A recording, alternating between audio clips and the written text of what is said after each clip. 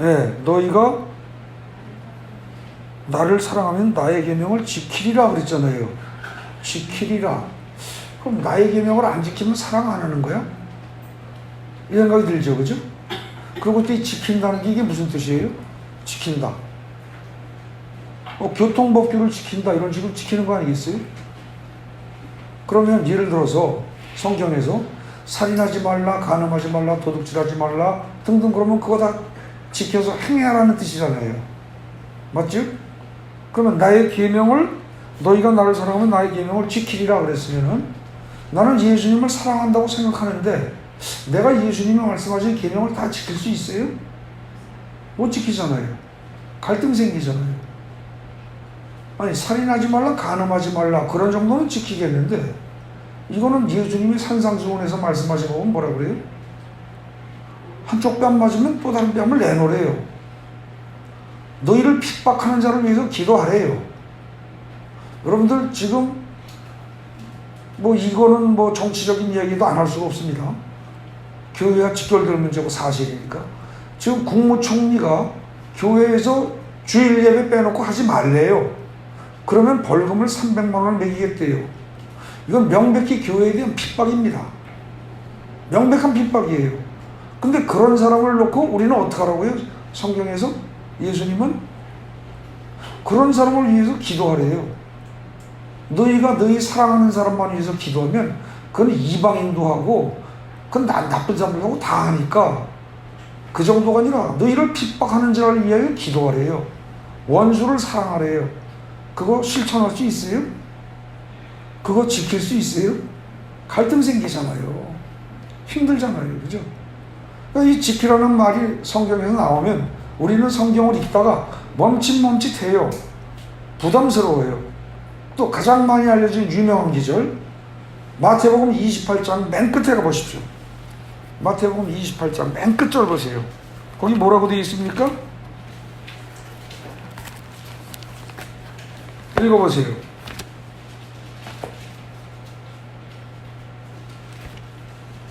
마태복음 28장 맨 끝절 읽어보십시오. 뭐라고 되어 있어요? 내가 너희에게 분부한 모든 것을 가르쳐 지키게 하라 그랬어요. 그죠?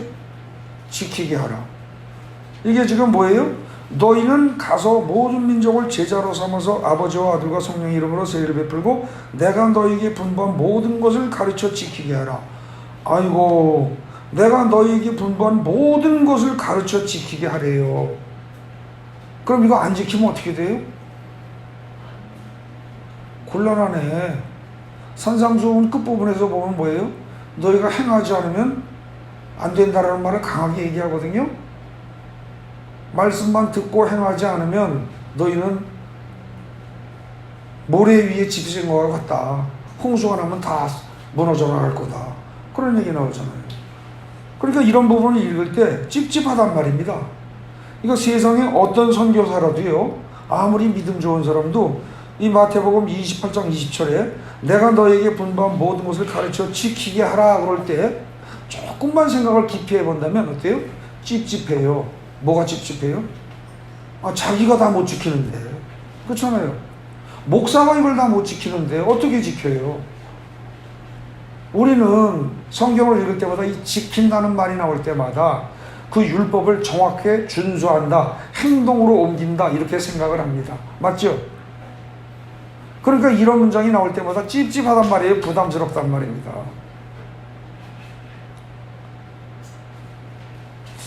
이거 참 찝찝해요. 그죠? 그러면 목사님도 그런 식으로 설교하는 경우가 많아요. 지키지 않으면 안 된다, 안 된다 그러고. 근데 이게요, 사실은 성경에 지키다는 말을 오해한 거예요. 오독한 거예요. 잘못 읽었다는 뜻입니다, 이게. 근데 이걸 잘못했다고 말하기도 곤란해요. 잘못한 것도 아닌데 사실은 또 잘못한 거예요. 그런 이상한 말이 어디 있느냐? 여러분들은 그러실지 몰라도 그 말이 실제로 맞는 겁니다. 잘못한 게 없으면서도 잘못한 게 맞아요. 왜 그런가 살펴보겠습니다. 자, 거기 풀이 보세요. 한국어 성경에서 주로 지킨다라고 번역된 단어는 영어의 성경의 경우 거의 대부분이 keep이라는 단어로 나옵니다. 킵도 지키는 거죠. 저 축구할 때 골키퍼 그러잖아요. 그죠? 키퍼가 지키는 사람이에요. 예. 그래서 지킨다 이렇게 돼요. 영어로는 지킨다인데 원어인 헬라어는 어떻게 되냐면 테레오라는 단어를 써요. 테레오. 근데 이 테레오라는 단어가 원래 무슨 뜻이냐면은 감시하다, 경계하다, 혹은 경비하다, 수비하다, 뭐 이런 뜻이에요.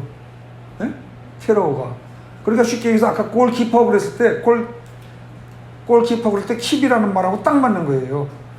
못 들어오게 막는 거예요. 나쁜 놈이 내가 원하지 않는 게 못 들어오게, 그리고 내 내부를 지켜서 막는 거, 그게 테레오예요. 아시겠어요? 원래 그렇단 말입니다. 헬라어의 원뜻이. 근데 이 헬라어에 지킨다는 이 말은 그냥 나온 게 아니에요. 거꾸로 거슬러 올라가면 구약 성경에서 또 지킨다는 말이 또 있어요. 그럼 구약 성경이 원래 뭘로 쓰였어요? 구약 성경은 히브리어로 쓰였죠. 그러니까 히브리어에서 지킨다는 말이 또 뭔가를 찾아볼 필요가 있어요. 근데 히브리어에서 지킨다 그러면요, 그거는 거기 2번에 보시면 이제 나오죠. 샤마르라는 말이 나와요. 테레오는 구약을 기록한 언어인 히브리어의 샤마르에 해당되는 말이에요. 그럼 샤마르는 뭐냐? 이것도 역시 동산을 지킨다. 여러분들 창세기 맨 앞에 보면은 아담을 만들어 놓고 동산을 경작하고 지키게 하셨다는 말 나오죠. 그때 지킨다가 샤마르예요. 그럼 그 지키는 건 뭐예요? 나쁜 놈들이 못 들어오게, 그죠? 말하자면 그렇게 지킨다는 거예요. 울타리 치고 망 보면서 살펴보는 거예요. 두 눈을 부릅뜨고. 그런 의미예요. 그 다음에 동산을 지킨다라든지 관찰한다, 즉 보호하기 위해서 지킨다, 그런 뜻이에요. 관찰도 그냥 보는 게 아니라 연구하기 위해서, 뭐 책을 읽기 위해서, 뭐 이게 아니고, 연구하기 위해서 관찰한다가 아니고 방어하기 위해서, 보호하기 위해서 지킨다, 그런 뜻이에요. 그 다음에 보호하다, 비축하다, 쌓아놓는 거예요. 이렇게 쌓아놓고 보존하는 거예요. 그런 의미가 있어요. 그리고 기억하다, 마음에 두다, 주목하다, 감시하다, 그리고 준수하다라는 말이 나오긴 나와요. 근데 이건 저 뒤쪽에 가서 한 번 나와요. 그리고 실제로 구약 성경에서 헬라어 샤마르를 찾으면 그 대부분의 단어들은 거기서 준수하다라는 말로는 몇 번 쓰이질 않아요. 그럼 거의 다 뭐예요? 맨 처음에 말한 울타리 치고 보호한다, 보존한다, 유지하다, 뭐 그런 의미라는 거죠. 그래서 실제로 히브리어를 보나 헬라어를 보나 지킨다라고 우리말에서 번역된 단어들은 공통적으로 무슨 뜻이다? 쉬운 말로 이렇게 감싸고 지키는 거예요. 아시겠죠? 이렇게 하고서 누가 내 아이 속에 있는 좋은 걸 갖다가 빼가지 못하도록 보존하는 거예요. 또 외부에서 들어와서 뭐 여기다가 해코지라거나 안에 걸 빼가지 못하도록 망보는 거예요. 그런 뜻이란 말이죠. 성경에 원래 지킨다는 말이. 아시겠어요? 자, 만약에 그렇다면 오늘 성경 본문으로 잡은 요한복음 14장 15절, 거기 어떻게 됩니까? 아니, 14장 15절 거기 보면은 뭐라고 되어 있다고요? 내 이름으로 무엇이든지, 너희가 나를 사랑하면 나의 계명을 지키리라. 그러면 여기서 나의 계명을 지키리라는 뭘로 해석해야 돼요? 나의 계명이 어떻게 되도록? 나의 계명을 네 마음속에서 잘 보존해라 해요. 아시겠어요? 이게 원래 그런 뜻이라고요. 네 마음속에서, 네 속에서 내가 말한 이야기들이 떠나지 않도록 항상 마음속에 담아두고 있어라. 그 소리라고요. 이게 원래가. 예? 근데 이걸 갖다가 번역을 할 때 어쩔 수 없어요. 지켜라로 하는 거예요. 왜? 우리말이도 지켜라 그러면 뭐예요? 야, 그거 잘 지켜? 그럼 잘 보존해? 누가 뺏어가지 않도록, 훔쳐가지 않도록, 그것이 사라지지 않도록 잘 보존해? 잘 감시해? 그런 뜻이잖아요. 그러니까 보존을 하기 위해서 감시하고 지킨다, 이런 말이 우리말에서도 지키다라고 되어 있기 때문에 틀린 건 아니에요. 근데 이제 애매한 게 뭐냐? 우리말에서 지킨다고 할 때요, 그 지킨다는 말이 두 가지가 있죠. 하나가 뭐예요? 생명을 지킨다, 재산을 지킨다. 그래서 이런 구체적으로 어떤 구체적인 어떤 물질 이런 것과 관련해서 그것을 잘 보존하고 유지한다, 보호한다, 그런 뜻으로 쓸 때가 있어요. 생명을 지킨다, 재산을 지킨다 이렇게 해서. 근데 또 하나가 뭐가 있어요? 지킨다 그러면 두 가지가 있다는 거예요. 또 하나는 뭐죠? 교통신호를 잘 지킨다, 교통법규를 잘 지킨다, 이럴 때 지킨다가 있죠, 그죠? 그때 지킨다는 뭐예요? 어떤 규칙이라든지 어떤 원칙이라고, 추상적인 개념인 어떤 규칙이나 원칙을 준수한다 이런 뜻이에요, 그죠? 그런데 그 규칙이나 원칙 그러면 되게 가치를 포함한 개념이에요. 그래서 우리 한국 사람들은 대체로 어떠냐면은 그냥 물질 이런 거는 지킨다 그러면 보존한다라고 받아들이지만, 어떤 교통법규, 어떤 규칙을 지킨다 그러면 그걸 준수한다고 해석한다는 거죠. 우리말에서는 자연스럽게. 근데 원래 히브리어나 헬라어 그리고 영어에서 킵이라는 단어는 기본적으로 유일한 첫 번째 의미가 뭐다? 보호하다, 유지하다, 방어하다, 수비하다, 지키다, 보존하다란 말입니다. 준수하다가 아니고. 아시겠어요? 그러니까 이걸 헬라어나 히브리어로 된 성경을 우리 영어로 번역할 때 킵으로 했어요. 그거 맞는 번역이에요. 또 킵으로 하니까 우리말로 번역할 때 다시 그걸 지키다로 번역했어요. 그것도 맞는 거예요. 맞는데 문제는 그렇게 하고 나서 한국 사람들의 어법에 비춰보면 어떻게 된다?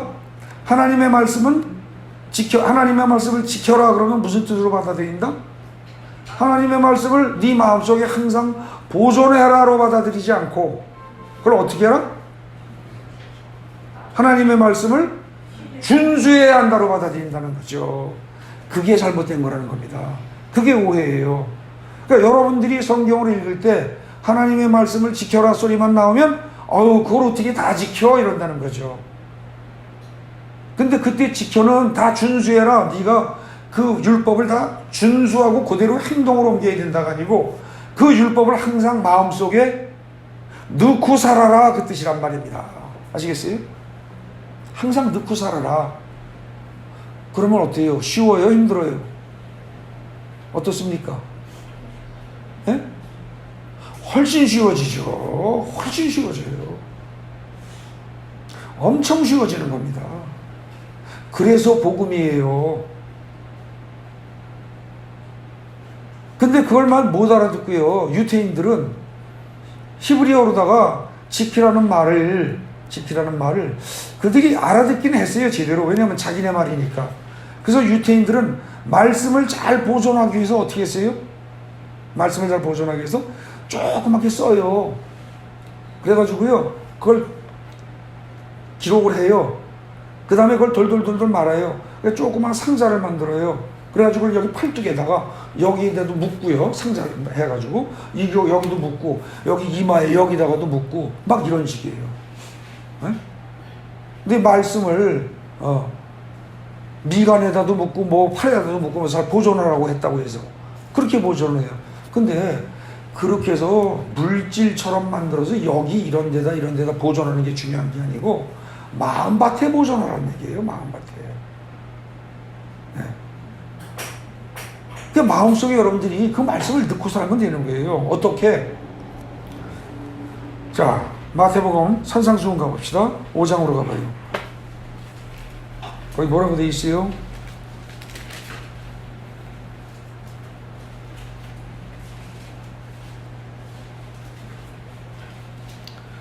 저기 보십시오. 14절 보세요.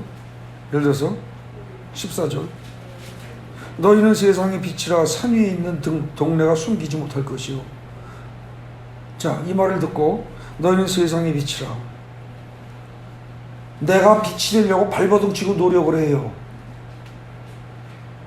성경을 오해한 겁니다. 아시겠어요? 그 다음에 그 이하, 예를 들어서 21절부터 거기 노하지 말라 그런 소제목으로 나오죠. 그죠? 그 이하 쭉 나와요. 간음하지 말라, 뭐 맹세하지 말라 등등등등. 이걸 내가 지키려고 노력해 보세요.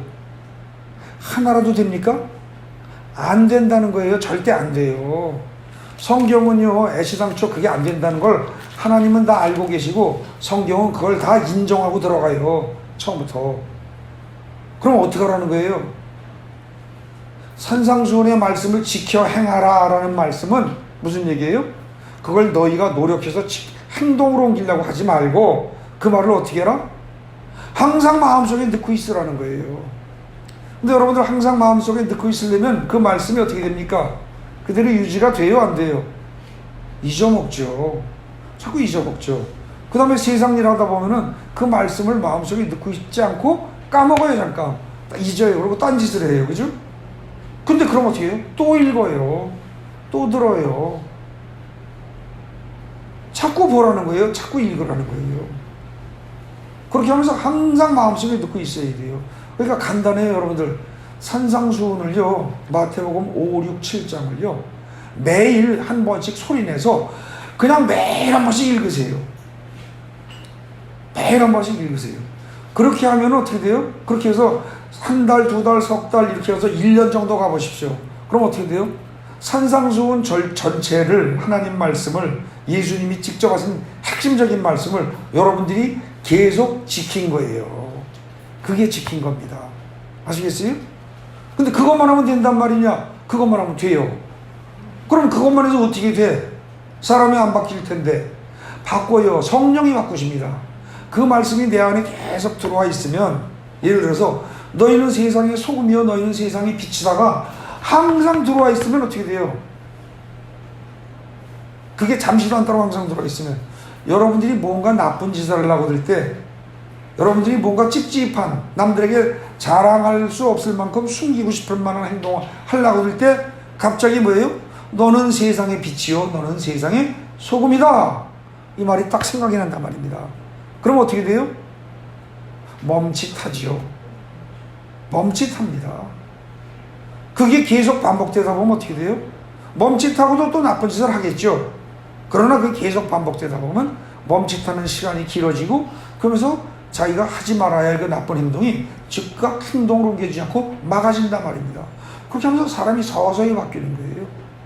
근데 그게 우리가 몰라서 그렇지, 말씀을 우리 마음속에 넣고 있으면 사실은 그 말씀이 어떻게 돼요? 히브리서에 보면 뭐라고 나와요? 하나님의 말씀은 살아있고 운동력이 있다 그런 말이 나오죠. 실제로 살아있어요. 운동력이 있어요. 그래서 말씀을 내 속에 잘 보존하고 있으면 이게 살아서 움직인단 말입니다. 그러면서 나를 바꿔나가는 거예요. 저절로 바꿔나가요. 그러면서 내가 점점 거룩한 하나님의 자녀로 성화되어 나가는 거죠. 아시겠어요? 성화되어 나가는 거예요. 그래서 여러분들, 제가 지금 여기 설명은 복잡하게 써놨는데 아주 간단하게 얘기한 겁니다. 지금 말씀드린 게 오늘 설교의 핵심입니다. 간단해요. 그러니까 여러분들이 혹시 앞으로 말씀을 읽다가, 아까 요한복음 다시 14장 15절 거기 가봐요. 거기 뭐라고 되어 있다고요? 14장 15절.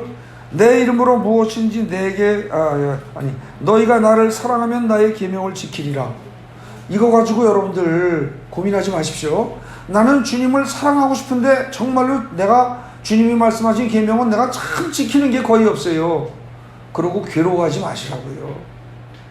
아시겠어요? 여러분들, 예를 들어서 성경에서 술, 담배 먹지 말아라, 담배 먹지 말라는 얘기는 없습니다. 그때 당시 담배가 없었으니까, 그죠? 그러긴 하지만 교회에서 보통 술, 담배 먹지 말아라 그러죠. 그 말씀이 여러분들에게 자꾸 걸림이 되고 괴롭다, 그러면 억지로 끊으려고 애쓰지 마십시오. 그 대신 뭐예요? 아까 이를테면 산상수훈에서 너희는 세상의 소금이요 너희는 세상의 빛이다, 그걸 항상 넣고 있어 보십시오. 그럼 세상의 소금이요 세상의 빛이라는 존재가 술, 담배에 찌들면 되겠어요, 안 되겠어요? 그러면 안 되겠나라고 찔림이 살짝 올 거라는 거죠. 그 찔림이 갈수록 꾸준히 계속되다 보면요, 어느 날 어떻게 돼요? 이거 저절로 끊어야 되겠네 라는 생각이 속에서부터 듭니다. 그러면서 성령이 역사하시면 쉽게 끊어집니다. 네. 억지로 강제로 할 일이 아니에요. 네. 그러니까 여러분들 이를테면 자녀가 속을 새긴다, 그 다음에 남편이 뭐 이를테면 신앙이 엉망이다. 혹은 남편은 신앙은 좋은데 부인이 신앙이 엉망이다. 그래서 우리 가족 중에 딴 사람이 신앙생활을 좀 제대로 잘했으면 좋겠다. 그것이 뭐 부모든 형제든 부부든 자식이든 그럴 경우에 제일 좋은 게 뭐예요? 말씀을 계속 듣게 하십시오.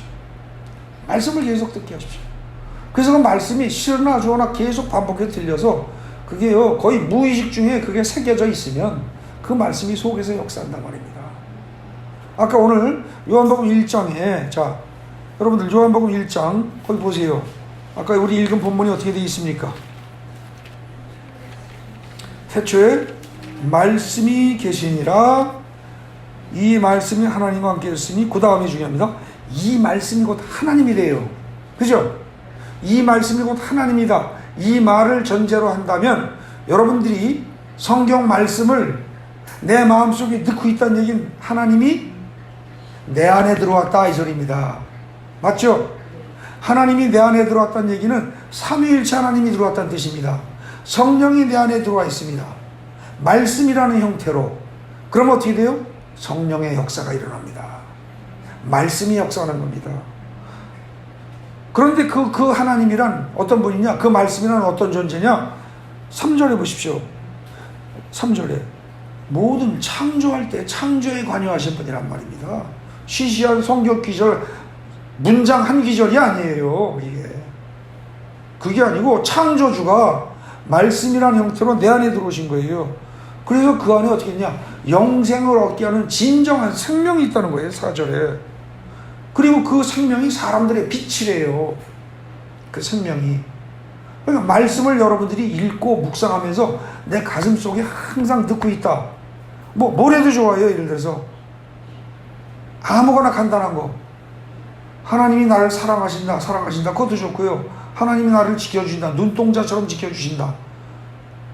눈동자처럼이란 말이 어디 나오는지 몰라도 좋아요. 잠깐 그 말을 하루 종일 여기 넣고 있으면 어떻게 돼요? 실제로 하나님이 지킨다는 거예요. 그 생명이요 빛인 하나님이 말씀이 돼서 내 안에 들어오신 하나님이 지킨다는 거예요. 여러분들 하나님이 내 안에 들어오신다고 할 때 영으로 들어오세요. 그죠? 영으로. 근데 조금 영이라는 개념 말고 다른 말로 바꿔서 얘기하면 어떻게 돼요? 말씀으로 들어와 계신다는 거예요. 말씀으로. 근데 여러분들이 성경을 읽지도 않고 듣지도 않고 보지도 않고 그냥 덮어놓고 말씀하고는 거리가 멀다. 그런 사람들은요 평생 가도 하나님이 내 안에 들어와 계시기가 쉽지 않아요. 들어오셔도 잠깐 들어왔다 나가세요. 그러면 안 되는 거예요. 근데 거기 5절에 보십시오. 빛이 어두움에 비치되 어두움이 깨닫지 못하더라.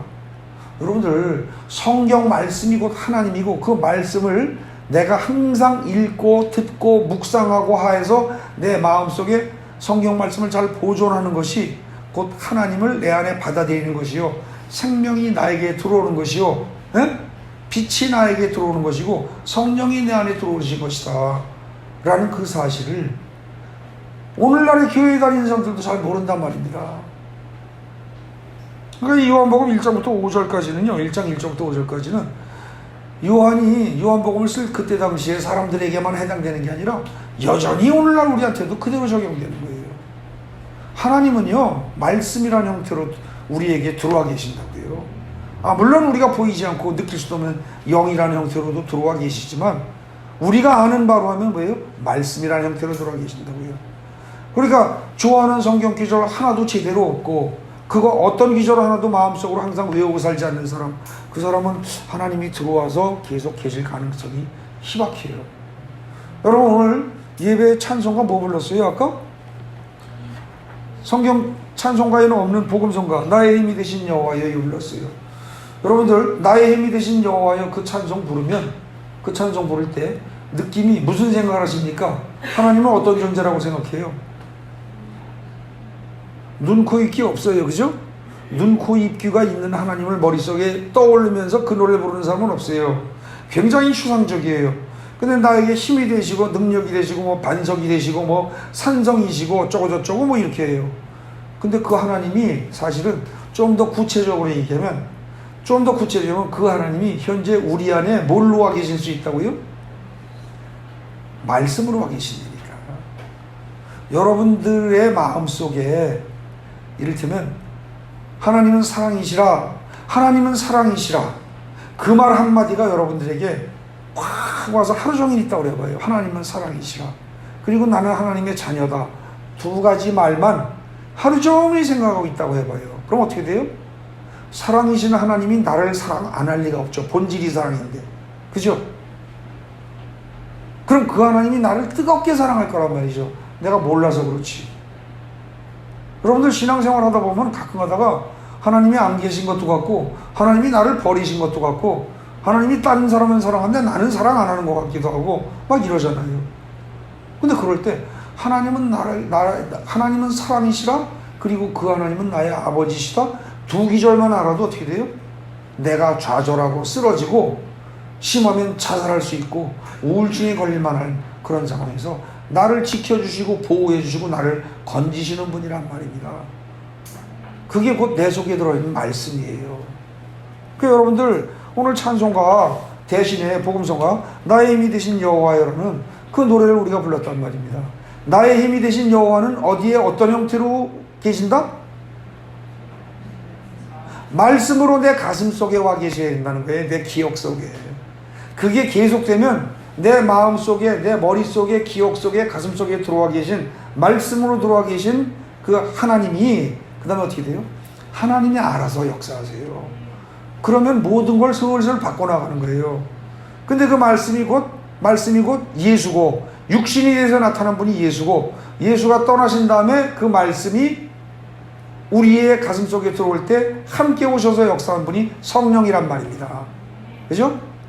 그런 동시에 지금 1장 1절에서 요한복음 1장에서 그 말씀이 곧 하나님이다 그랬으니 여러분들이 성경 말씀을 항상 입으로 중얼중얼 외우고 머릿속으로, 마음으로, 가슴으로 외우면서 그 말씀을 항상 가지고 있다면 삼위일체 하나님이 여러분 속에 들어와 있다는 거예요.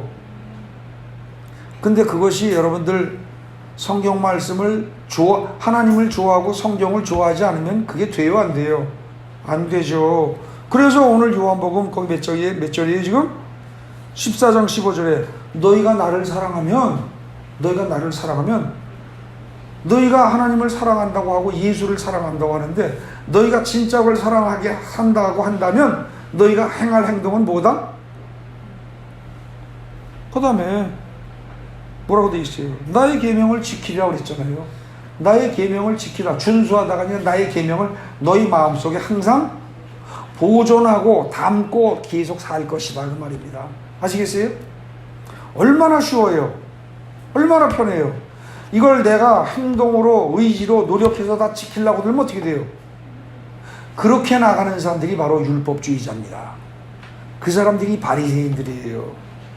근데 예수님은 그렇게 하라고 하지 않으세요. 그 대신 어떻게 해요? 그게 아니라 너희들은 그러지 말고 내 말을 너희 마음속에 넣고만 있어라. 계속 넣고만 있어라. 잊지 말고 그게 떠나가지 않도록, 그게 마귀가 와서 뺏어가지 않도록. 누가복음 8장의 비유에 의하면 어떻게 돼요? 말씀이라는 씨앗이 너희 마음밭에 떨어졌을 때 마귀 즉 새라고 비유됐죠. 새가 와서 쪼아먹지 않도록, 쪼아먹으면 떨어지자마자 사라지는 거예요. 그죠? 그러지 않도록 그걸 잘 킵해라, 보존해라, 유지해라, 그거예요. 실제로 누가복음 8장에서 그 네 가지 땅에 떨어진 씨 비유 이야기할 때 돌밭이라든지 가시덤불 이런 밭 있잖아요. 그죠? 옥토가 아닌 밭. 그거를 갖다가 돌밭이 자기 스스로 돌을 빼낼 수 있어요? 아니에요. 돌을 빼내는 건 농부가 해요. 그리고 농부는 성경에 분명히 어떻게 됩니까? 나는 포도나무요, 하나님 아버지가 농부다 그러잖아요. 농부는 거의 어떻게 됩니까? 하나님으로 비유돼요, 보통. 그러니까 돌을 고르는 것도, 가시덤불을 엉겅퀴 가시덤불 이런 걸 다 제거하는 것도 하나님이 하시는 거예요. 그럼 씨가 할 일은 뭐예요? 어쨌거나 땅에 떨어진 씨앗을 새들이 쪼아먹지 않도록 흙이 덮은 상태로 가만히 있으면 돼요. 가만히 있으면. 그럼 하나님이 하신다고요. 그러니까 성경을 내가 행위해서, 어떤 행위를 통해서 내가 노력해서 뭔가를 이루겠다, 이건 율법주의고, 그게 아니고 주님이 다 하실 줄로 믿습니다. 그리고 편안하게 푹 쉬는 거예요. 말씀 안에서. 그게 곧 하나님의 은혜를 체험하는 길이고 그게 말씀을 말씀답게 받아들이는 거예요. 근데 우리는 제 딴에는 잘한다고 하면서 맨날 율법주의적으로 성경을 해석했던 거죠. 그러고 발버둥 치니까 어때요? 인생이 힘들죠. 괴롭죠. 세상 짐을 지고 가기도 힘든데 거기다 율법이라는 짐을 또 진단 말입니다. 그러니까 힘들죠. 그래서 예수님이 마태복음 11장에서 뭐라고 그래요? 수고하고 무거운 짐자들아 다 내게로 오라 내가 너희를 쉬게 하리라 그럴 때 수고하고 무거운 짐이라는 게 뭐냐? 폭넓게 말하면 죄의 짐인데 그죠? 좁게 말하면 그게 뭐예요? 율법주의의 짐입니다. 그게 너희 유태인들아 하나님을 사랑한다고 하면서 율법주의에 얽매여서 그 율법을 너희 힘으로 지키려고 발버둥 치는 너희들아 절대 그 짓 하지 말아라. 그러지 말고 내 말을 마음속에 보관만 해둬라. 잘 담아둬라. 잘 담아둬라. 그것만 하면 그 다음에 어떻게 된다? 네 마음속에 그 말씀과 함께 들어가신 성령이 역사하신다. 성령이 역사하시면 성령의 9가지 열매가 저절로 맺어지는 거죠. 그래서 성령의 열매입니다. 근데 이걸 내가 노력해서 사랑과 희락과 화평과 오래 참는 자비 양선 충성 온유 절제 이걸 다 이루려고 들면 성령의 열매가 아니라 그건 뭐예요? 내 노력의 열매여야죠. 그죠? 이름이.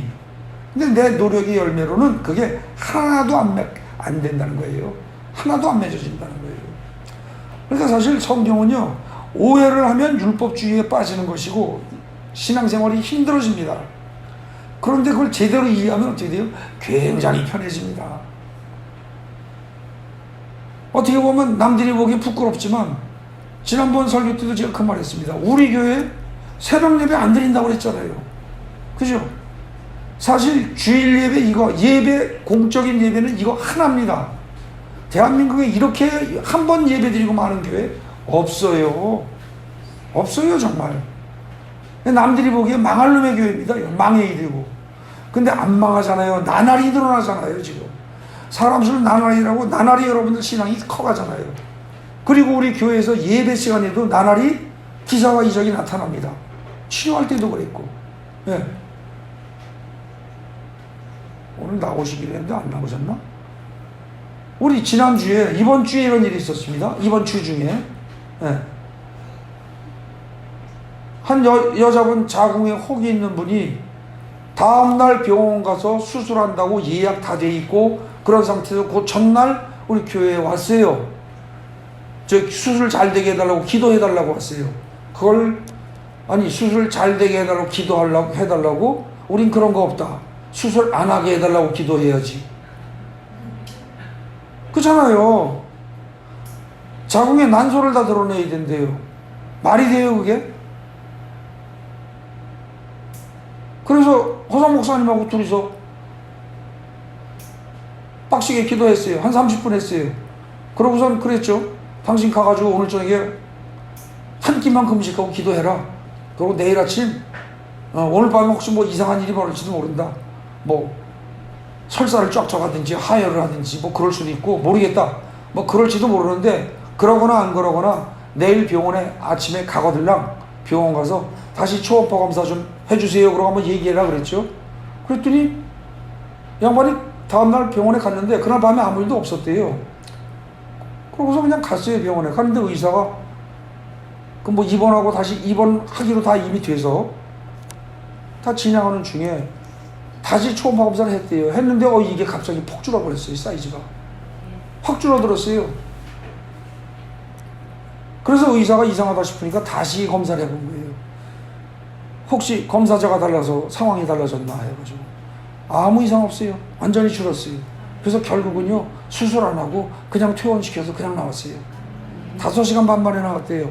근데 그 병원 규정상 6시간 넘으면 돈 낸대요. 하루치. 근데 5시간 반만 해서 돈 한 푼도 안 내고 그냥 나왔대요. 근데 그 혹이 얼마나 줄었느냐? 직경이 6cm 든 게 직경이 3.4cm가 됐어요. 그럼 여러분들이 생각에는 절반도 안 줄었네 이렇게 생각하시죠? 천만의 말씀 그렇잖아요. 혹이란 건 부피로 계산해야 돼요. 그래서 3제곱해서 계산해야 돼요. 그럼 6의 3제곱이 3.4의 3제곱으로 변했다. 그러면 그건 어떻게 되냐? 쉽게 해서 100cc 부피였던 게 18.2cc로 바뀐 거예요. 80%가 사라진 거예요. 80%가. 아시겠어요? 그런 일이 벌어져요. 우리 교회에서 이번 주에 있었어요. 예. 그 양반 한 번 더 오라고 그랬어요. 아랫배가 여전히 무거운 게 있는데 그 뭐 다른 것 때문에 병원 가서 또 검사하고 또 해야 될 것 같다고 그래서 하기 전에 한 번 더 하라. 기도 한 번 더 하자. 하나님이 해주시려면 좋으신 하나님이 화끈하게 다 해주시겠지. 뭐 쫀쫀하게 요건 해주고 저건 안 해주고 그러시겠냐. 또 오라고 그랬어요. 오면 할 거예요. 하면 또 아마 하나님이 해주실 거를 믿어요. 우리는요 지금 너희가 내 말씀을 지켜라라는 말을 마음속에 항상 담아두면 이렇게 본다면은 허성 목사님이나 저는 하루 종일 담아두고 살아요. 거의 미쳤다 싶을 정도로. 저 사람들 정상 아니다 싶을 정도로. 그러고 살아요. 그 대신 그 말씀대로 행동해라 그러면 어떻게 돼요? 그렇게 하면은 저는 완전히 낙제 점수일 거예요. 근데 좋으신 하나님은 성경의 말씀대로 이 지키라는 말을 너희가 너희 노력으로 행동해라, 준수해라 이렇게 요구하시지 않는단 말입니다. 원래 성경이 그렇게 안 돼 있어요.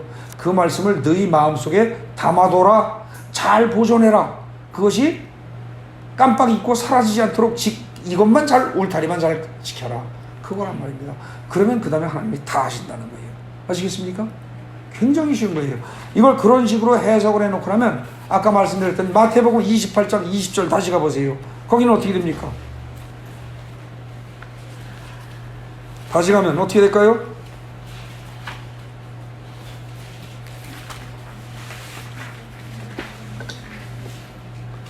내가 너에게 분부한 모든 것을 가르쳐 지키게 하라. 그 말은 어떻게 하라고요? 여러분들이 마가복음 나오기 직전이에요. 마태복음 끝장이니까 내가 너희에게 분부한 모든 것을 가르쳐 지키게 하라. 이 말을 마음속에 담아둬라. 그러면 어떻게 돼요?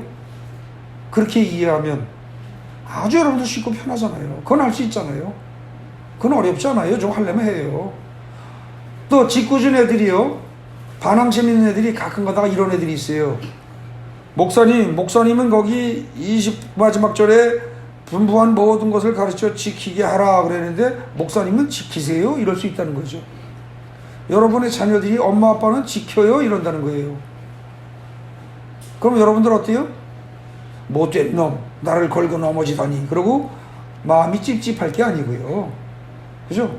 그게 아니고 여러분들은 편안한 마음으로 그래 나는 지킨다 라고 말할 수 있어야 돼요. 그리고 실제로 그렇게 말하고 또 지켜야 되고. 근데 그때 지킨다는 뭐다? 항상 마음속에 넣고 있는 거예요. 그러면 이제 그 애가 그러겠죠? 에이, 그 지키지도 않으면서 내가 보니까 언제 못 지키더라. 그러면 그때 얘기를 해주세요. 네가 알고 있는 지킨다는 말을 너는 오해한 것이다. 응? 네 마음속에 담아두라는 얘기다. 네가 요청하고 네가 요구하는 대로, 네가 나한테 걸고 넘어지는 대로 지키라고 할 것 같으면 이 세상에 지킬 사람은 단 한 명도 없다. 하나님은 그런 무리한 것을 우리에게 요구하지 않으신다. 응? 그런데 네가 항상 마음속에 하나님의 말씀을 마음속에 담아둬라 이렇게 생각한다면, 그렇게 해석한다면 그건 너도 할 수 있고 나도 할 수 있는 것이다. 응? 그렇게 제대로 가르치시란 말입니다. 지금 결국은 거기 나온 얘기가 다 그겁니다. 그리고 저기 보세요. 이런 식으로 제가 지금 결국은 순서를 왔다 갔다 하면서 9번까지 설명한 셈입니다. 그럼 그 주보 요약한 거에 뒷페이지에 중간쯤에 10번 나오죠. 이 지킨다는 말을 이처럼 이해해야만 하고 또 그렇게 이해할 경우에 좋은 것들이 뭐냐, 여러 가지 점들이 여러 가지가 해결이 돼요. 그리고 성경 전체 논리하고 이게 딱 맞아떨어져요. 첫째, 뭐가요? 은혜와 율법이 분명히 대조적으로 드러납니다. 내가 어떤 하나님의 말씀을 준행해야만 한다면 그건 율법을 말하는 겁니다. 율법주의로 가라는 얘기예요. 그리고 그걸 자꾸 강조하면 율법주의에 빠질 수밖에 없어요. 유태인들이 실제로 그랬었죠. 그죠? 근데 그건 잘못 간 거란 말입니다. 그런데 나는 마음에 담아두고 있기만 하면 된다. 이렇게 가르쳐 준다면, 그렇게 해석하고 그렇게 이해한다면 그것이 뭐예요? 나머지 다 은혜로 이루어진다 그 소리예요. 그러니까 바울이 말하는 뭐예요? 내가 나 된 것도 곧 하나님의 은혜다. 내가 잘나서 내 노력으로 한 거 하나도 없다. 바울은 그렇게 얘기한다는 거죠. 이게 그 얘기예요. 네. 나를 변화시키고 성화에 이르게 하는 것, 그 다음에 성령의 악과지 열매를 맺는 것, 이 모든 것들이 다 하나님이 하시는 것이고 말씀이 역사하는 거예요. 내 안에 들어와 있는 말씀이 역사하는 거라고요. 단 그 말씀이 역사하려면 어떻게 된다고요? 말씀이 역사하려면 내 안에 하나님이 들어와 계시는데 말씀이 들어와 있어야 돼요. 그러니까 제가 전에 그랬죠. 암 환자가 암을 묵상하면 죽는다. 하나님의 말씀을 묵상해라. 에? 하나님의 말씀 한 구절이면 된다. 여호와는 나의 목자시니 내게 부족함이 없으리라. 그것만 하루 종일 묵상하면 어떻게 돼요? 그 말씀이 내 안에 들어와서 나의 목자로서 다 알아서 움직인단 말입니다. 실제로 나의 목자가 돼서 그 말씀을 묵상하면, 그러니까 암 환자가 암을 묵상하면 암이 들어와서 나를 이끌어가는데, 주관하는데, 여호와는 나의 목자시니 나는 내게 부족함이 없어요. 그 말씀을 묵상하면 그 말씀이 내 속에 들어와서 역사하기 시작하면 치료가 된다는 거예요. 그렇기 때문에 제가 똑같이 그런 얘기를 했죠. 문제가 있는 사람이 문제를 묵상하면 해결 안 된다. 아들이 속을 새긴다. 아들을 묵상하면 해결 안 돼요. 생각할수록 어때요? 속이 뒤집어지고 열이 오르지. 아들 문제는요, 주님 앞에 십자가 앞에 딱 내려놓고 주님을 바라보란 말입니다. 사랑이신 하나님을 바라보란 말입니다. 그래서 성경 기절을, 성경 말씀을, 그걸 가지고 자꾸 늘어지셔야 됩니다. 그게 내 속에 들어와 있으면 아들 문제가 해결이 됩니다. 돈 문제가 있는데 돈 하고 돈으로 인해서 생겨날 여러 가지 걱정들을 순간순간 걱정하면 해결 안 된다고요. 그걸 주님 앞에 내려놓고, 공중랑새도 들어있는 백합화도 다 먹이고 입히신다고 그러는데 하물며 너희들일까 보냐? 그걸 하루 종일 잡고 있는다면, 그 말씀이 속에서 역사하기 시작하면 평강이 오고 난 다음에 내적인 평강이 오고 난 다음에 점점 어떻게 돼요? 그 말씀의 능력이 바깥으로 나오면서 주위의 환경이 변해버린다니까요. 경제적인 환경 자체를 뒤집어 엎어버리는 겁니다. 그러니까 그런 모든 것들이 다 이해가 되는 거예요. 그 다음에요, 여러분들 뭐 그런 말 들어보셨는지 모르겠어요. 이거 동그라미 2번 보십시오. 10번에 2번입니다. 헬라어로 죄라는 단어를 하마르티아라고 합니다. 뭐 몰라도 돼요. 몰라도 되는데 아마 이제까지 교회 10년 20년 다닌 분은 그런 말 한번 들어봤을 거예요. 근데 그 하마르티아라는 말의 뜻이 뭐냐면요, 관역에서 벗어나는 거예요. 활쏘기를 딱 했어요. 정확하게 관역에 맞아야 되는데 이게 동그라미에 들어가기는커녕 어떻게 돼요? 완전히 벗어나서 딴 데로 가버린 것. 관역에서 빗나간 걸 죄라고 합니다. 왜 죄라는 말을 그런 뜻으로 쓸까요? 왜 그런 뜻의 말을 죄라고 헬라어에서는 말할까요? 굉장히 깊은 뜻이 있어요. 성경 해석을 지킨다는 말을 제대로 잘 보존한다, 유지한다로 해석해야 할 것을 빗나가서 내가 노력해가면서 준수한다, 수행한다, 이걸로 잘못 해석하면 그게 빗나간 거예요. 아시겠죠? 그리고 그게 바로 죄예요. 그러니까 죄는요, 내가 고집을 세우고 내가 고집 세우고 내 뜻대로 하는 것도 죄입니다. 근데 또 하나는 뭐예요? 그건 내가 내 잘났다고 하는 죄예요. 근데 내가 모르고 멍청하고 무식해서 말귀를 못 알아들어서 죄를 질 수 있어요. 그게 헬라어에서 말하는 하마르티아입니다. 빗나가는 거예요. 의도적으로 빗나갈 수도 있지만 말귀를 잘못 알아들고 빗나갈 수도 있단 말입니다. 그죠? 그게 다 죄예요. 근데 주님은 그런 죄인들을 위해서 오셨대요. 그러면서 바리새인과 사두개인들 그리고 율법학자도 다 품어 안으려고 무진 애를 쓰셨지만 그들은 어떻게 돼요? 예수를 죽이기까지 미워한단 말입니다. 그리고 거부해요. 그 결과 실제로 죽이죠. 근데 오늘날 우리도 그런 거예요. 2000년 전에 그렇게 해서 실수하고 잘못한 걔네들에 관한 기록까지를 성경에서, 신약 성경에서 다 적어놓고 있건만 애석하게도 이게 어떻게 됩니까? 헬라어 시절에 기록된 성경이 그 이후에 독일어로, 영어로, 그러면서 중국어로, 또 일본어로, 그래서 그런 거 적당히 봐가면서 국내로 들어와서 번역되면서 철저하게 헬라어를 우리말하고 1대1로 대조하면서 그야말로 피눈물 나게 파고들고 번역을 한 게 아니고 중간에 영어, 독어, 중국어 이런 거 적당히 봐가면서 번역한 성경 가지고 읽다 보니까 어떻게 돼요? 의미가 완전히 바뀐 거죠. 그죠? 그래가지고 쉽게 얘기해서 이런 식입니다. 예를 들어서 뭐 이렇게까지 큰 차이는 안 나겠지만 우리말에 눈이라는 단어가 두 가지 뜻이 있죠. 하늘에서 내리는 눈도 있고 이것도 있잖아요.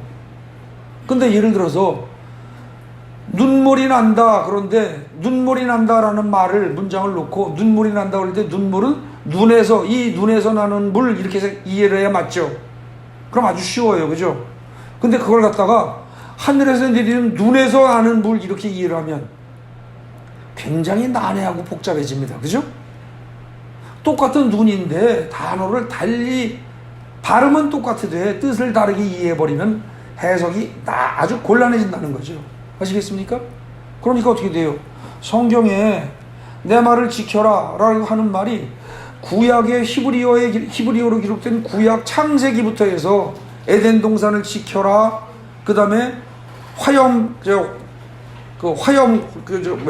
두루 도는 화염검으로 에덴 동산을 들어오지 못하도록 지켜라. 그때 다 똑같은 단어예요. 그게 다 방어하고 보호하고 유지하고 그런 뜻인데 그걸 준수해라로 다 바꿔버리고 나니까 어떻게 돼요? 성경이 난해하죠. 그죠? 근데 심지어 설교하는 목사님들조차도 그걸 준수해라로 이해를 하고 준수해라로 풀어서 설명하려니까 어떻게 돼요? 설명이 막 꼬이는 거죠. 복잡해지는 거죠. 어려워지는 거죠. 그래 놓고 지도 못하고 남도 못하고 이렇게 되는 겁니다. 그러니까 여러분들, 제가 오늘 혹시라도 착오가 있을까 싶어서, 그리고 누가 또 반론을 제기할까 싶어서 오늘 거기 히브리어 헬라어 어원 따지면서 꼬치꼬치 따지면서 하나하나 그래서 설명을 길게 했어요. 한 페이지 반이 되도록 하긴 했지만 거기를 갖다 그대로 꼼꼼히 보셔도 좋은데 대충 얘기하자면 아까 말씀드린 그겁니다. 맨 처음에 얘기한 원어대로 한다면 무슨 뜻이다? 잘 보존한다, 마음에 담아둔다, 그런 뜻이 지키다예요. 성경에서 말하는. 아시겠습니까? 네. 근데 그걸 갖다 우리가 자꾸 교통법규를 지키다라는 식으로 행동으로 준수한다로 오해라는 순간 성경 전체를 오해하게 하는 게 되고 만다는 거죠. 네. 그리고 그 다음에 보십시오. 거기 4번 수고하고 무거운 짐자 다 내게로 오라. 이 말은 원래 죄짐진 자들아 내게로 오랍니다. 그러나 이건 좁게 얘기하면 뭐예요? 율법주의에 빠진 자들아 다 내게로 오랍니다. 왜냐하면 율법주의에 빠진 것 자체도 엄청난 죄니까. 그죠? 예. 그러니까 얼마나 자유로워요. 좋아요. 그 다음에 또 진리가 너희를 자유케 하리라, 이런 말 나오죠. 요한복음에 진리가 너희를 자유케 하리라. 진리는요 여러분들을 자유롭게 해야 됩니다. 오늘 제가 말씀드린 이 내용은 지키다라는 말을 율법을 준수하다로 해석하지 말고 마음속에 담아두다로 해석하는 순간 여러분들의 마음 짐이 어때요? 훨씬 줄어드는 거죠. 아, 나는 그걸 못 지키는 나는 나쁜 사람이야. 그리고 하나님의 뜻대로 살기를 원했사오나 지난 한 주간 또 죄만 짓고 살았나이다. 그렇게까지 기도할 거 없어요. 그 장로들 대표 기도라면 그런 기도 많이 하거든요. 근데 여러분들의 행동이 설령 좀 개판으로 살았다 치더라도 마음속에 말씀을 계속 듣고 살았다면, 주여 제가 행동상으로는 제대로 못했지만 그래도 주님의 말씀을 마음속에 일주일 내내 지키고 잘 살았습니다, 감사합니다, 이렇게 나가야죠. 아시겠습니까? 율법주의에 빠지지 마십시오. 제일 위험한 겁니다. 그 다음에 아까 네 가지 땅에 떨어진 씨비유 다섯 번째 얘기했죠. 그죠? 5번 동그라미 네 가지 땅에 떨어진 씨비유, 그것도 저절로 해석이 되죠. 그 다음에 시편 1편에 보십시오. 거기 시편 1편에 보면 뭐라고 그래요? 복 있는 자는 어떤 자예요? 여호와의 말씀을 주야로 묵상하는 자예요. 여러분, 주야로 묵상하는 게 결국은 뭐예요? 주야로 묵상하는데, 여기서 주야로 묵상한다 할 때 묵상이란 건 뭐예요? 계속 보고 있는 거예요? 아니에요. 이건 외워서 중얼거리는 거예요. 아시겠어요? 머릿속에 집어넣고요, 외운 상태에서 중얼중얼중얼하고 하루 종일 생각하고 마음속에 담아두는 거예요. 그래서 이게 거기서 묵상한다는 단어가 우리말에 주야로 묵상하는 자로다 할 때 그 묵상한다는 단어가 우리말로 번역하면 중얼중얼거리다, 이런 뜻이에요. 하루 종일 마음속에 듣고 사는 거예요. 그 사람이 복 있는 거라는 거예요. 왜? 그렇게 하루 종일 말씀을 주야로 중얼중얼중얼하고 마음속에 담아두고 있으면 그 말씀과 함께 뭐가 들어온다고요? 성령이 들어오신다니까. 그 성령이 역사하신다니까요. 그럼 성령이 역사하시면 나에게 필요한 가장 좋은 것, 모든 것들을 다 알아서 성령이 다 이끌어 가신단 말입니다. 나를 변화시키고 가장 좋은 걸 다 채워주시고. 그러니까 그게 최고의 복이죠. 그렇잖아요. 근데 우리는 전부 성경을 잘못 해석하는 거예요. 아시겠어요? 다음번에는요, 언제 기회가 되면은 복이라는 단어 있죠, 복. 시편 1편에서 얘기하는 복이라는 단어. 그거 한번 얘기를 할게요. 그냥 뭐 다음에 할 것도 없이 간단히 얘기할게요. 지난번에도 제가 말씀드렸어요, 살짝. 복이라는 단어가 원래 히브리어에서 무슨 뜻이다? 얘기했는데 기억이 안 나요? 반복해 들으셔야 됩니다. 복이라는 단어는요, 원래 히브리어에서 뜻이 뭐냐면 무릎 꿇다예요. 무릎 꿇는 거예요. 그러니까 하나님 앞에서 무릎 꿇는 거예요. 하나님 앞에서 무릎을 꿇을 수 있는 사람은 복 있는 사람이에요. 하나님과 대면해서 하나님과 대화할 수 있는 사람이니까. 그죠? 근데 하나님을 대면하기를 거부하는 사람, 하나님 앞에 무릎 꿇기를 거부하는 사람은 뭐예요? 하나님 앞에 무릎 꿇기를 거부하는 사람, 하나님을 거부하는 사람이에요. 복의 근원을 걷어차는 사람이에요. 그래서 원래 근데 우리는 한국어에서 복 그럼 뭐예요? 오복이니 뭐니 그러면서 처복이니 무슨 물질복이니 이러면서 자꾸 우리식으로 끌어댄다는 거죠. 근데 성경은요, 처복이란 말도 없고요, 물질복이란 말도 따로 그렇게, 물질복은 있어요, 있기는. 근데 기본적으로 성경에서는 복은 바로 뭐다? 하나님 앞에 무릎을 꿇고 하나님과 대면하는 관계를 유지하는 거. 그게 복이란 말입니다. 예? 그러니까 제대로 된 기도를 할 수 있는 건 그게 복이에요. 예. 그래서 기본적인 용어에서 혼동을 일으키고 그로 인해서 성경을 오해하는 그런 일이 없기를 바랍니다. 이외에도 여러분들이 성경을 쭉 읽다가 오늘 이 말씀을 근거로 하게 되면요, 난해하고 어려운 부분들이 굉장히 많아요. 특히 어디 있냐면, 예를 들어서 저기 15장 7절 가보세요. 요한복음 15장 7절인가요? 거기 15장 7절, 너희가 내 안에 거하고 내 말이 너희 안에 거하면 무엇이든지 원하는 대로 구하라, 그리하면 이루리라 그랬죠. 나오죠 그 말. 거기서요, 여러분들 이상하지 않아요? 항상 보면은요, 요한복음에서 다른 데 보면 A가 B 안에 거하고 B가 A 안에 거하고 항상 이랬어요. 항상. 그래서 15장 7절도 그 식으로 하면 너희가 내 안에 거하고 내가 너희 안에 거하면 이래야 될 것 같은데, 그러지 않고 너희가 내 안에 거하고 내 말이 너희 안에 거하면 이렇게 돼 있다는 거죠. 아시겠어요? 그러니까 육신으로 원래 태초에 하나님이셨던 말씀이, 요한복음 1장 1절에서 하나님이셨던 말씀이 육신의 형태로 오신 게 2000년 전에 예수님이잖아요. 근데 그러고서 가셨죠. 다시 승천하셨어요. 근데 승천하신 후에 예수님이 두 가지 형태로 이 세상에 남아 계신 거예요. 하나가 뭐예요? 성령이에요. 성령 가지고 성령을 보내주신 거죠. 근데 성령은 또 눈에 보여요, 안 보여요? 안 보여요. 근데 눈에 보이는 형태로 우리에게 와 계신 삼위일체 하나님이 뭐예요? 이 성경 말씀이라고요, 이게. 근데 이 말씀이, 그렇다고 이 성경책 자체가 이게 무슨 신령한 게 아니고, 이 말씀이 구절구절 하나하나가 내 안에 들어와서 있을 때, 끊임없이 있을 때, 그때 된다는 거예요. 그러니까 지금 여기는 어떻게 됩니까? 그 15장 7절은 너희가 내 안에 거하고 나 예수 안에 거하고 내 말이 너희 안에 항상 들어가 있으면, 항상 들어가 있으면, 빠져나가는 거 말고 급할 때 잠깐 앉아가지고 하나님 뭐 해주세요 그래가지고 기도 응답 안 와요. 근데 항상 예수께서 하신 말씀이 우리의 마음속에 항상 들어가 있으면 하루 종일 밥을 먹으면서도 잠을 자면서도 심지어 TV를 보면서도 마음속에 항상 마음에 주여 주여 주여 그러면서 하나님이 내 안에 계시다는 느낌이 있으면, 그쯤 되면 TV를 보다가도요 기도 한번 먹힌다는 거예요. 근데 그거 없이 일주일 내내 성경책 덮어놓고 그대로 가지고 있다가 교회 올 때만 오고, 그것도 여기 있는 성경 와서 보고, 집에 있는 성경은 그냥 보관용으로 그렇게만 계속 그리고 말씀을 가까이 안 한다. 그러면 하나님이 내 안에 말씀으로 들어와 계시지 않는데 그럼 응답 없는 거죠. 그러니까 거기 15장 7절에서 내 말이 너희 안에 거하면 그랬는데 이 거하면이 곧 뭐예요? 바꿔 얘기하면. 물론 여기서 동사, 이 거한다는 동사는 다릅니다. 다른 동사를 썼는데 이게 사실은 바꿔서 표현하면 아까 뭐예요? 내 안에 들어와서 보존되어 있으면 이거와 같은 의미라는 거죠. 아시겠어요?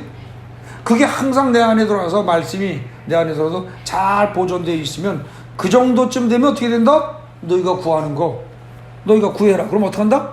7절에 너희가 무엇이든지 원하는 대로 구하라. 그러면 이루리라. 항상 말씀이 들어와 있으면. 아시겠습니까? 그러니까 이런 말들이 다 이해가 되고 성경에 여기저기 난해한 부분들이 다 풀려나갑니다. 굉장히 많습니다. 시간이 없어 다 일일이 할 수 없어. 그렇지. 네? 여러분들 오늘 말씀 또 잘 읽고 깊이 생각하고 그리고 집에서 꼼꼼히 한번 따져보세요. 그리고 그 말씀에 근거해서 이제 율법주의에 눌려서 말씀을 실천하려고 발버둥 치지 마시고 주님의 말씀을 내가 마음속에 담아두기를 원합니다. 그리고 오래 담아두다 보면 실제로 그 말씀대로 실천하면서 살아가는 사람으로 하나님이 만들어주실 줄 믿습니다. 하나님이 만들어주실 줄 믿습니다. 그렇다고 제가 그냥 계속 오리발 내밀고 나쁜 짓 하겠다는 건 아닙니다. 저는 원하기는 원합니다만 저는 그럴 능력이 없습니다. 그러니 성령님 인도해 주십시오. 이 식으로 기도를 하시라는 거죠. 예?